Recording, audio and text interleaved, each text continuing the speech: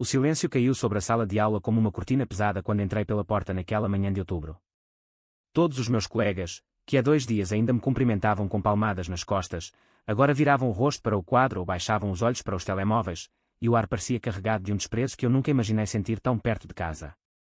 O professor de matemática pigarreou, escreveu o número da página no quadro e continuou a lição como se nada tivesse acontecido, mas eu sabia que tudo tinha mudado. A foto que Marco, o meu suposto melhor amigo desde o básico, tinha espalhado no grupo da turma mostrava-me a beijar Tiago num banco do Jardim da Estrela, em Lisboa, durante uma tarde que eu pensava ser só nossa. Alguém tinha tirado a imagem de longe, com zoom, e agora toda a turma de 12º ano sabia que Rafael Mendes, o rapaz que jogava futebol aos fins de semana e tirava boas notas, era gay.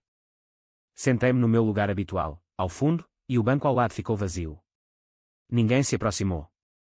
Durante o intervalo, caminhei sozinho pelo corredor comprido da escola secundária Alexandre Herculano, em Lisboa, e os grupos abriam-se à minha passagem como se eu fosse contagioso.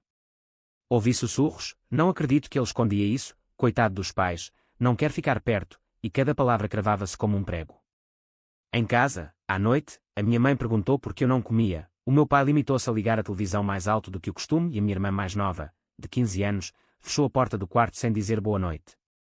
Eu deitei-me e fiquei a olhar para o teto, repetindo mentalmente a mesma pergunta: como é possível que uma única verdade minha faça toda a gente me ver como um estranho?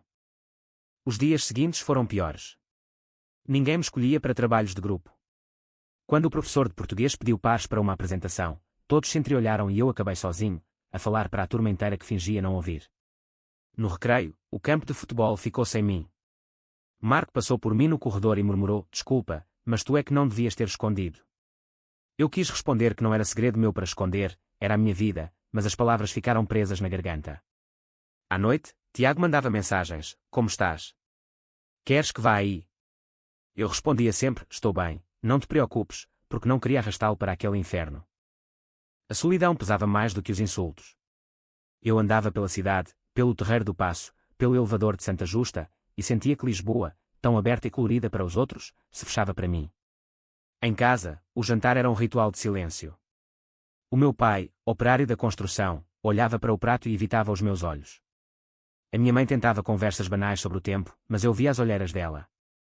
Uma noite, ouvi-os discutir no quarto: o rapaz precisa de ajuda, não é normal, dizia ele. O que não é normal é tu não aceitares o teu filho, respondia ela baixinho. Eu fiquei atrás da porta, com o coração a bater tão forte que pensei que iam ouvir. Comecei a estudar como nunca. A biblioteca da escola tornou-se o meu refúgio. Sentava-me na última mesa, de auriculares postos mas sem música, só para fingir que estava noutro mundo. Lia, fazia exercícios, preparava-me para os exames nacionais como se a minha vida dependesse daquilo, e, de certa forma, dependia. Porque se eu não saísse dali, se não mostrasse que valia mais do que os olhares de desprezo, ia acabar por acreditar neles. Tiago, que estudava noutra escola em Cascais, encontrava-se comigo aos sábados num café discreto perto da estação. Segurava-me a mão por baixo da mesa e dizia: tu és forte, Rafa. Isto vai passar. Eu sorria, mas por dentro sentia que algo em mim se partia um pouco mais a cada dia. O outono avançou e o boicote tornou-se rotina. De manhã, eu entrava na sala e o burburinho parava. Ninguém me perguntava se eu tinha feito os trabalhos de casa. Quando havia futebol na educação física, os capitães escolhiam toda a gente menos eu, e eu ficava no banco a ver os outros jogar. A professora de educação física, uma mulher de cabelo curto e voz firme, chamou-me de parte um dia: Rafael, se quiseres falar, o meu gabinete está aberto. Eu agradeci e não fui. Não queria piedade. Queria desaparecer. Em casa, a tensão crescia. O meu pai começou a chegar mais tarde do trabalho, cheirando a cerveja, e a minha mãe chorava no quarto às escondidas.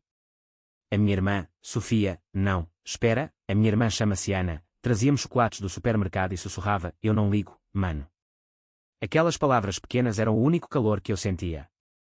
Um fim de semana, Tiago convidou-me para passear no Parque das Nações. Caminhámos de mãos dadas por entre as famílias e os turistas, e pela primeira vez em semanas eu senti que respirava.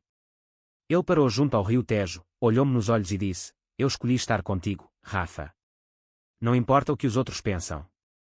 Beijámo-nos ali, rápido, com medo de sermos vistos, mas foi suficiente para me lembrar que eu não era só a foto que tinham espalhado. Porém, na segunda-feira seguinte, alguém colou fotocópias da mesma imagem nos cacifos do corredor. Risos ecoaram. Eu arranquei todas, com as mãos a tremer, enquanto Marco observava de longe com um sorriso que não era de arrependimento. Nessa noite, escrevi no meu caderno, que guardava debaixo da cama: se eu pudesse escolher, talvez preferisse não ser assim. Mas não posso escolher. E não quero mais fingir. As lágrimas caíram sobre o papel. Decidi que ia lutar de outra forma. Comecei a estudar até às 2 da manhã. Matemática, física, inglês, tudo. A bolsa que eu vira anunciada na internet, da Fundação Calouste Gulbenkian, para engenharia na Universidade de Coimbra, exigia nota alta e uma carta de motivação. Eu escrevi a minha carta em segredo, contando-se em detalhes pessoais como a solidão me tinha feito ver o mundo de outra forma, como eu queria construir pontes que unissem pessoas. Não mencionei a minha orientação. Só queria que o meu esforço falasse por mim. Tiago percebeu que eu estava distante. Numa das nossas chamadas de vídeo, perguntou: estás a afastar-te de mim por causa deles? Eu neguei, mas ele tinha razão. Tinha medo de que o meu mundo o contaminasse. Ele insistiu: nós somos mais fortes juntos. Eu queria acreditar. Os dias arrastavam-se. O Natal aproximava-se e a escola organizou um jantar de turma. Eu não fui convidado. Fiquei em casa a ver a neve rara cair sobre Lisboa, pensando que talvez nunca mais tivesse um lugar onde pertencesse. O inverno trouxe um frio que entrava nos ossos e na alma. A minha mãe marcou uma consulta com uma psicóloga sem eu saber. Quando descobri, zanguei-me, mas acabei por ir. A doutora era uma mulher de meia-idade, voz calma, e ouviu-me sem julgar. Rafael, o que sentes não é fraqueza. É coragem. Aquelas palavras ficaram comigo.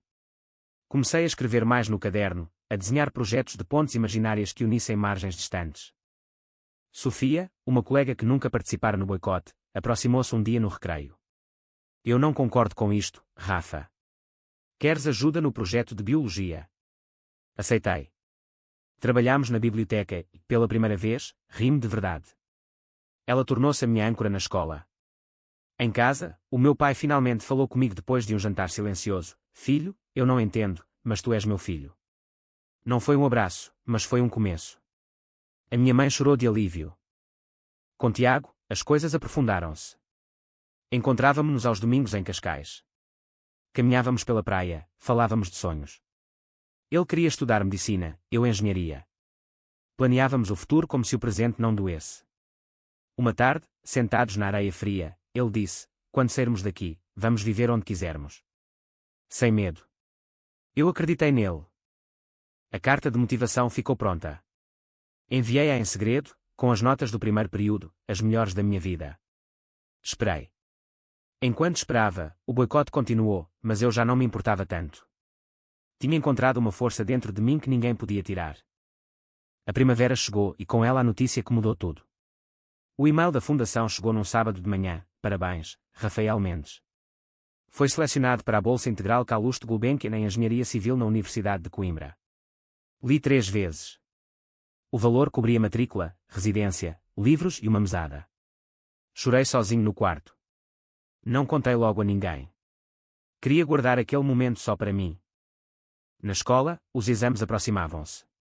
Eu continuava a estudar, agora com um objetivo claro. Tiago ficou eufórico quando soube: vamos celebrar em Coimbra quando fores. Marco tentou aproximar-se uma vez, dizendo: parabéns, ouvi dizer que estás a ir bem. Eu respondi apenas: obrigado, e continuei a andar. Não precisava da aprovação dele. Em casa, a reação foi mista. A minha mãe abraçou-me forte. O meu pai ficou em silêncio um longo tempo, depois disse: orgulho de ti, filho. Ana saltou de alegria. Sofia organizou um pequeno almoço na biblioteca com os poucos que não me rejeitavam. O meu coração começava a sarar. Porém, veio um momento difícil. Tiago teve uma crise. E se em Coimbra conheces alguém melhor? Eu fico aqui. Eu segurei-lhe o rosto e disse: tu és o meu porto. Não vou a lado nenhum sem ti. Beijámo-nos longamente, e pela primeira vez não senti medo. O fim do ano letivo aproximava-se. A escola marcou uma assembleia para anunciar os prémios e bolsas. Eu estava nervoso. Quando o diretor subiu ao palco e leu o meu nome, o silêncio foi total. Rafael Mendes, Bolsa Integral para Engenharia na Universidade de Coimbra. Os rostos da turma viraram-se para mim, bocas abertas, olhos esbugalhados. Marco empalideceu. Alguns professores aplaudiram de pé. Eu subi ao palco, recebi o certificado, e pela primeira vez olhei para toda a turma de frente. Não sorri por vingança, sorri por mim. Depois da assembleia, vários colegas aproximaram-se. Desculpa, não sabíamos, parabéns a sério. Eu aceitei as palavras, mas não as guardei. O que importava era o que eu tinha construído sozinho. Tiago esperava-me à porta da escola com flores. Abraçámo-nos ali mesmo, à vista de quem quisesse ver. A despedida de Lisboa foi agridoce. A minha família organizou um jantar com fado de fundo. O meu pai ergueu o copo, ao meu filho. Eu senti que finalmente tinha um lugar em casa. Coimbra recebeu-me com o sol de setembro e o som dos sinos da universidade. A residência era simples, mas minha. Tiago veio ajudar na mudança e ficámos 3 dias a explorar a cidade, a beijar-nos na margem do Mondego sem medo. As aulas começaram e eu fiz novos amigos, gente de todo o país que não me via como o gay da turma, mas como Rafael, o estudante dedicado. Nas férias de Natal, voltei a Lisboa. Marco enviou uma mensagem longa pedindo perdão verdadeiro. Eu respondi, aceito, mas não esqueço. O meu pai agora perguntava pelas minhas notas e pelo Tiago. A minha mãe convidava-o para jantar. Ana chamava-lhe cunhado. Numa tarde em Cascais, Tiago e eu caminhámos pela mesma praia onde tudo tinha começado a sarar. Ele segurou-me a mão e disse, olhaste para trás e transformaste a dor em força. Eu respondi, e tu estiveste sempre comigo.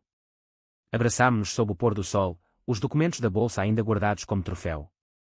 O caminho não tinha sido fácil, mas cada escolha, estudar apesar da dor, amar apesar do medo, perdoar sem esquecer, tinha-me tornado mais inteiro. O preconceito social destrói mais vidas que a própria orientação sexual. Verdadeiro ou falso?